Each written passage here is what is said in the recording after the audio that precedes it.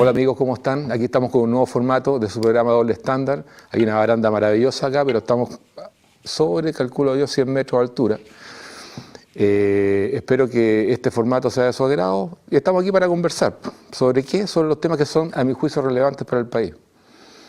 Estamos a algunos meses de la elección presidencial. ¿Cuándo es, director? En noviembre, creo, ¿no? El domingo 21 de noviembre. Domingo 21 de noviembre. Y es relevante. Si usted pertenece a algún partido político y tiene claro su candidato, lógico. Si usted es centro-izquierda, ya sabe por quién votar. Hay un menú bastante interesante. Si usted es de extrema izquierda, hay 2 o 3 en este minuto que están ahí galopando y se pueden adherir a lo mejor 1 o 2 más. Si usted es centro-derecha, también hay un menú muy nutrido de candidatos que pueden satisfacer sus expectativas con respecto a nuestro país. Y si usted está más a la derecha, que la derecha también tiene candidato, es lógico. Ahora, la pregunta ¿es importante que gane quien usted quiere que gane? ¿Por qué le hago esta pregunta? Por una razón muy sencilla. Que ese personaje que va a ganar y que seguramente es parte de su ideal, tiene que tener la capacidad para solucionar los problemas reales que tiene el país. Y nuestro país sí tiene problemas reales. Problema importante. Entonces, ¿qué es más importante?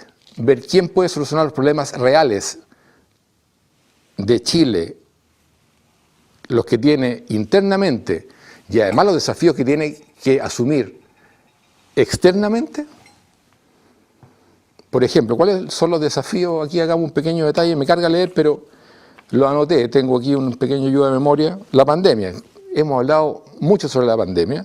A lo mejor quedan 2 o 3 cositas que hablar porque me gustaría saber, además, su opinión, si esto revistió de algún tipo de manipulación política, económica, si hay algo de eso detrás. Bueno, otro tema, la recesión económica, recuperar la cohesión social, fortalecer nuestra democracia, educación, salud, infraestructura, narcotráfico, corrupción, violencia política, defensa de nuestro territorio. Fortalecer nuestra identidad como país. ¿Qué pasa con nuestra base identitaria? ¿Se ha visto vulnerada? No solamente por la deconstrucción de nuestro país, sino que porque se han contratado a algunos escritores que están encargados de negar nuestra historia y de tergiversarla con fines propios, políticos o ideológicos. Bueno, aquí la lista de desafíos que tiene nuestro país interna y externamente son gigantescos. Transporte público, pensiones, abuso de todo tipo, movilidad social, sedentarismo, consumo abusivo de alcohol, ojo con eso, tabaquismo, restituir el respeto por nuestras Fuerzas Armadas y de Orden. ¿Es importante esto? O mejor que no existan Fuerzas Armadas y de Orden como algunos han propuesto.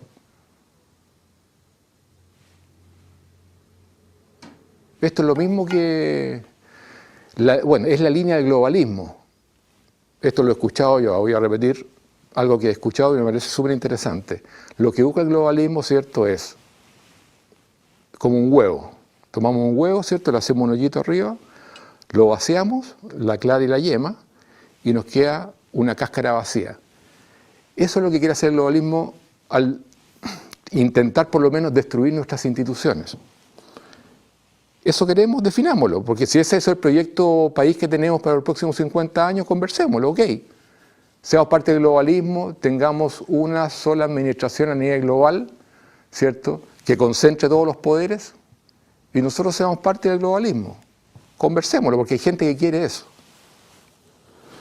Bueno, la salud mental también es un tema que tenemos que abordar. La salud mental, sobre todo en tiempos de pandemia, es un desastre. Es un desastre. Fortalecimiento del modelo social de mercado, la delincuencia, en fin, la lista es gigantesca. La lista es gigantesca. Entonces la pregunta es, ¿su candidato es la persona adecuada para abordar estos problemas? Es una pregunta que yo me hago y creo que es pertinente hacer la discusión. Hablemos un poco del narcotráfico. A mí me llamó mucho la atención un reportaje que hizo la BBC News Mundo. La hizo a finales del año pasado, en diciembre del 2020.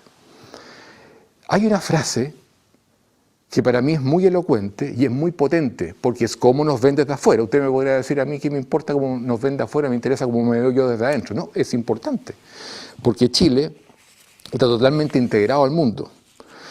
Aquí también anoté unas cositas. Esa integración va por el lado de los tratados de libre comercio que hemos firmado, que no son pocos, son 26 tratados de libre comercio. 26 tratados de libre comercio que nos conectan totalmente con el planeta. ¿Qué pasa si, por ejemplo, con respecto a lo que dijo la BBC News,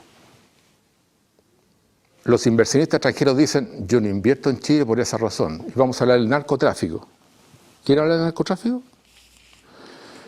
Es relevante, a mi juicio, a mí me llamó la atención. A ver, aquí están los tratados de libre comercio, tenemos 26 acuerdos comerciales, tenemos acuerdos de asociación estratégica, tratados de libre comercio, acuerdos de complementación económica, acuerdos de alcance parcial. Todo esto, ¿cierto?, incide en la venida de recursos del extranjero, en la inversión extranjera, pero ¿a quién beneficia o a quién perjudica?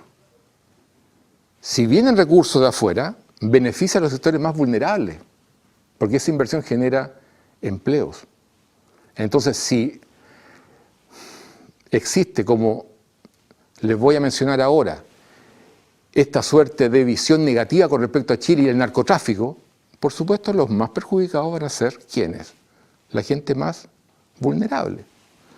Y eso es real. Ahora, ¿hay gente que quiere eso? Yo creo que hay sectores de nuestra política que sí quiere eso. Yo no quiero eso por lo menos. ¿Cuál es el titular de la BBC News?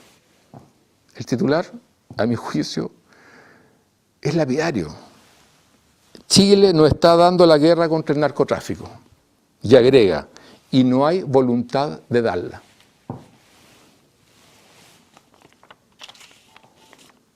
Es grave a mi juicio. Chile no está dando la guerra contra el narcotráfico. Y no hay voluntad de darla. ¿Eso es bueno o malo para un país? Da lo mismo. ¿Por qué llegamos a esta situación? ¿Cuál es la razón? Yo me lo preguntaba. Y en esta conversación vamos a tratar nosotros de despejar algunas dudas. Lo vamos a intentar por lo menos. A ver, la BBC hizo este reportaje y se fue a las comunas más vulnerables que están en la periferia de la región metropolitana. Y entrevistó a la alcaldesa Pizarro de La Pintana. La alcaldesa Pizarro de La Pintana es una alcaldesa demócrata cristiana. Ella es bastante valiente, ¿eh? Puedo coincidir o no coincidir con ella en asuntos, pensamientos políticos, orientaciones, objetivos, a lo mejor incluso proyecto país. Pero una mujer muy valiente. Ella tuvo la osadía de denunciar a los narcotraficantes de La Pintana. ¿Y qué recibió a cambio? 10 balazos. 10 balazos, pistola calibre 40, que le dispararon a la oficina de la alcaldía que está ahí en Santa Rosa con Gabriela. Yo he estado ahí un par de veces. Ahí están incrustadas todas las balas. Intentaron matarla. Eso fue hace 3 años. Ella hoy día está con protección policial, por supuesto.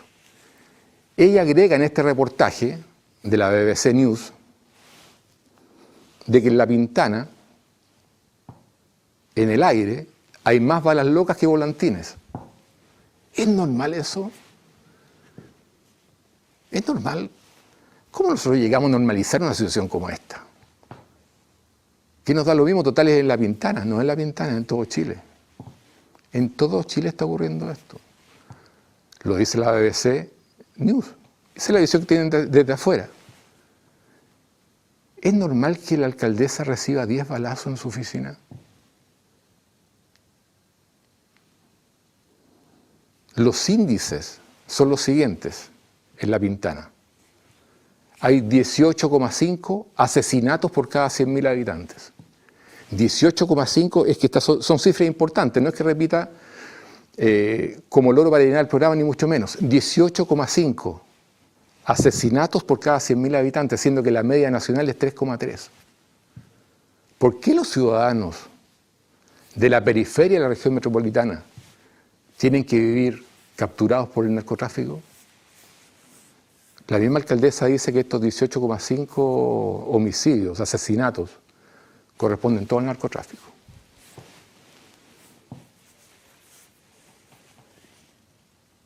¿Por qué los delincuentes, los narcotraficantes, tienen pistolas que no son baratas, calibre 40? Son difíciles de conseguir, ¿eh? No son fáciles de conseguir. Este armamento llega desde afuera. Yo no sé la verdad, pero es fácil traer armamento de afuera, sobre todo de Estados Unidos, ¿eh? Porque en Estados Unidos la segunda enmienda le otorga a todos los ciudadanos la posibilidad de tener para autodefensa armamento. Por lo tanto, con sociedades falsas traen este armamento, pero ya no es como antes en La Pintana. En La Pintana, hasta hace un tiempo, la forma que tenían los delincuentes de actuar era, juntaban dos fierros con un clavo que percutaba. Esos eran los armamentos que tenían los narcotraficantes, los delincuentes. Hoy día no. Hoy día, les leo, los delincuentes tienen, el clavo ya lo botaron, subametralladoras, fusiles de asaltos, miras láser, escudos antibalísticos, y llegan ocultos en reproductores de DVD. Los traen en containers a través, como les decía antes, de sociedades falsas. Y llegan. Y ahí están. Con armamento muchas veces superior a las policías chilenas. Volvemos al titular de la BBC. Chile no está dando la guerra contra el narcotráfico y no hay voluntad de darla. Entonces no es fácil, no es para nada fácil. Sobre todo cuando la BBC News Mundo, no estamos hablando nosotros de una cadena televisiva recién aparecida, es una de las que tiene más prestigio a nivel mundial, junto con la Deutsche Welle. Estamos hablando que sí es relevante lo que nos están diciendo. Sí es relevante cuando nos dicen que en Chile el narcotráfico se ha expandido por todo el territorio nacional tomándose los espacios públicos. Eso no es normal. No podemos normalizar algo que no es normal. Y la gente inocente muere. Hay gente que no ha sucumbido a este mundo, o mejor dicho, submundo del narcotráfico, y se levanta muy temprano y viaja en condiciones muy precarias a su trabajo, que también es precario, ganando poco dinero, pero quieren sacar a su familia adelante. Viajan 2-3 horas diarias, de ida, 2-3 horas diarias de vuelta. Y de repente llegan a su casa, o van llegando a su casa y se encuentran en medio de un tiroteo de narcos, y mueren. O les cae una bala loca y mueren lactantes, niños, adultos. ¿Es normal eso?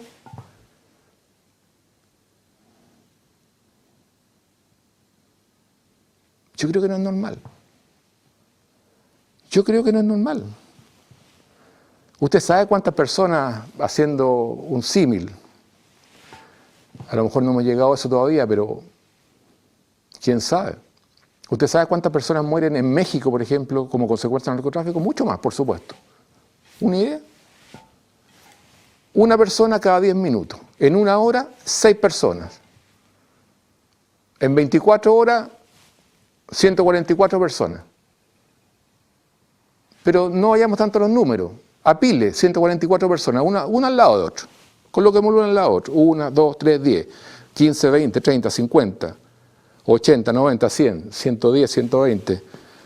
144 personas en 24 horas. ¿Eso es normal? ¿Cuánto vale la vida de un ser humano? En México poco o nada. ¿Y en Chile cuánto vale? Yo creo que muy poco también. ¿Cuánto vale la vida de una persona? Lo que se me ocurre en este minuto, a ver, vamos al Sename, por ejemplo. ¿Cuánto vale para el Estado la vida de un niño? Yo tuve la experiencia de estar en los países nórdicos, ¿cierto?, viendo todos estos temas, y en los países nórdicos o escandinavos, la vida de una persona vale mucho. Y el Estado cuida a su gente, no solamente en sus países de origen, sino que cuando están en el extranjero. Y son capaces de cualquier cosa por preservar la vida de un hijo de su patria. Y nosotros aquí en el Sename, por ejemplo, ya me cambié un poquito el tema del narcotráfico, aunque también hay narcotráfico en el Sename y está todo acreditado. En el Sename se arrendaban niños de 8 años, niños y niñas, a grupos de pedófilos que hacían lo que querían con ellos y no solamente se los violaban, sino que además los drogaban. Llegaban drogados los niños el otro día. Por ahí hay una ministra que hablaba de inventario. ¡Qué rabia! ¿Cómo no cuidar a nuestros niños? ¿Cómo no cuidarlos? Después a esos mismos niños se les encontraba SIDA al niño y niña de 8 años. Y a la niña cáncer uterino. Está todo documentado. Aquí no se inventa nada. ¿Cuánto de la vida para el Estado de un chileno? ¿Es normal lo que estamos haciendo? ¿Qué tipo de país estamos construyendo? Por eso estos temas me gustaría desdramatizarlo, pero sí tomarlo en serio.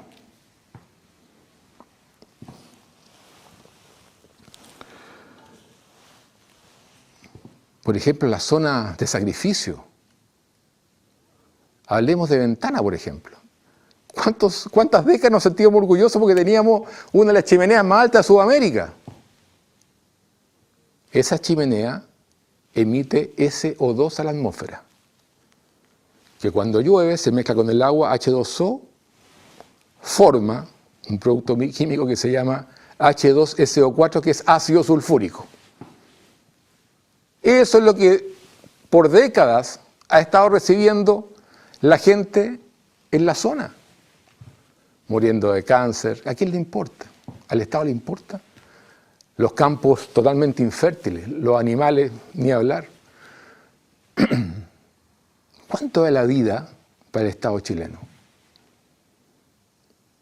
¿Por qué no se ha tomado en serio lo que dice o constata la BBC News Mundo? ¿Cómo nos están viendo afuera? Antes se pensaba que Chile era solamente un país de tránsito, porque bajo poder adquisitivo y poca población. Entonces de aquí se iban los países con mucha población, ¿cierto? Y alto poder adquisitivo, Asia, Estados Unidos, Europa, qué sé. Hoy día no. Hoy día el consumo es tremendo. En la juventud, estamos hablando de un informe de la OEA que me voy a referir en 2 minutos más al tipo de informe y el nombre del informe, para que usted lo googlee si quiere. En la juventud, lejos es la marihuana entre los escolares, seguida de cocaína, pasta base y éxtasis. Eso está consumiendo nuestra juventud. Chile está en las cifras más altas de consumo de marihuana, cocaína, pasta base y tranquilizantes sin receta a nivel latinoamericano.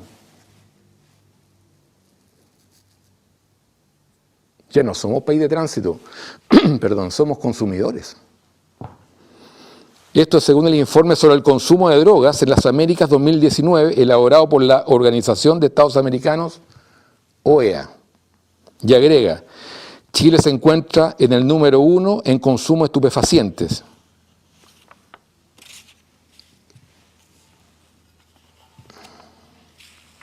¿Qué sociedad estamos construyendo? Con respecto a la pasta base, el mismo estudio de la OEA indica que de los 8 países de América del Sur, Chile lidera las cifras de consumo.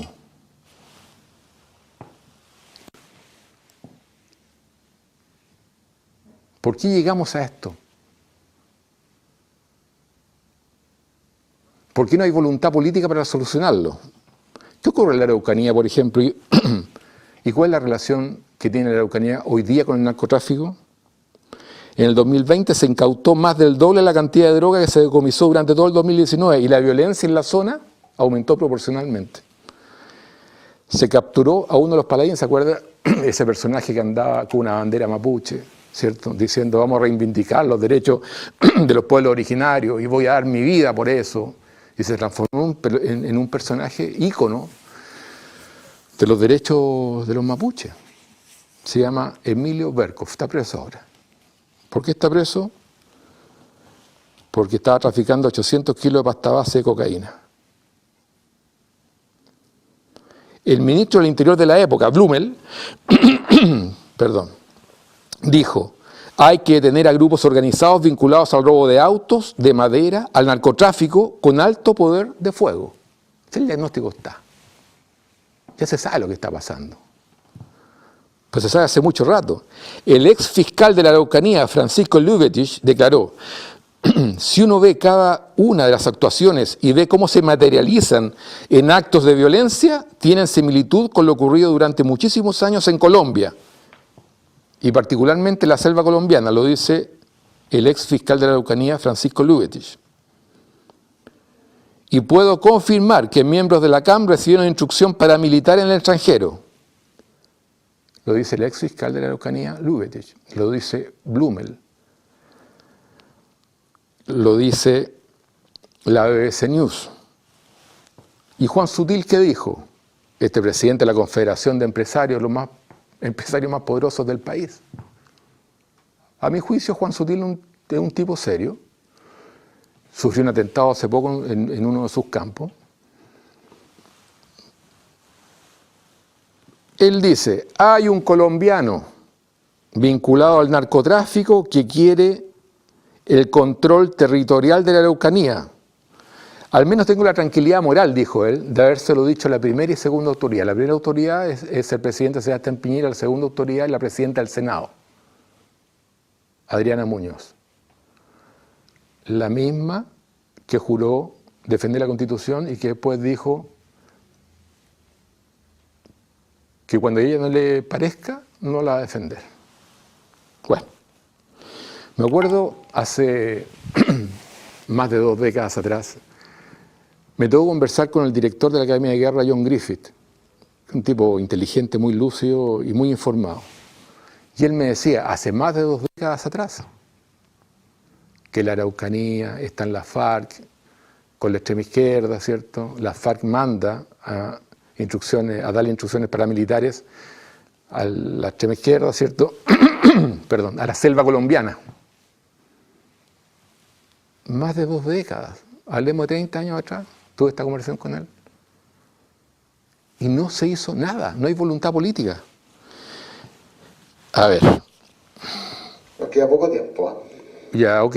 Hay un tema que voy a andar súper rápido entonces, hay un tema súper importante que tiene relación, y googleelo usted. ¿Cuál fue el presidente de Chile reciente, hace poquito para atrás, no busque mucho, que indultó a un narcotraficante que ingresó por la frontera norte media tonelada de cocaína?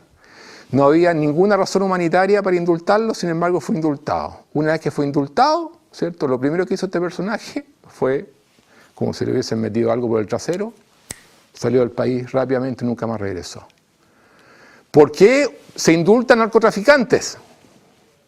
¿Qué hay detrás de eso? Saque sus conclusiones. Y como queda poco tiempo, no sé cuánto tiempo queda. Cuando usted dice poco tiempo, director, ¿a qué se refiere con eso? Entre 2 y 3 minutitos. No queda nada entonces. Pues. Chile no está dando la guerra contra el narcotráfico y no hay voluntad de darla. BBC News. Me gustaría aclarar entonces, y con esto terminamos,